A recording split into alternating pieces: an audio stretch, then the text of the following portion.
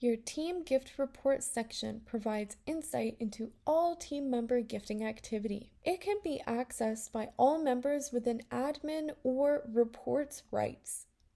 To get started, click on Teams, Gift Reports, and ensure you're in your desired team. This tab provides an overview of all gifts spent, claimed, unclaimed, canceled, and saved, with a breakdown over time. The Order History tab shows a detailed report of every gift ordered by members of your team.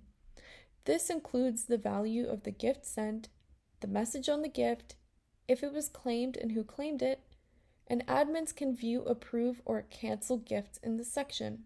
Filter this report by a specific team member to see a gift report on their account. The expense report details all transactions that affect the team balance. This includes funding the account, fund transfers to and from team members, and fund transfers to and from other teams. You can customize this report by selecting Filter, then Export for your convenience. The Taxable Benefit Report provides information on who has claimed gifts should you need to track taxable benefits for your employees. The Gift Reason Report shows the performance of each gift reason by number and total value of gifts sent.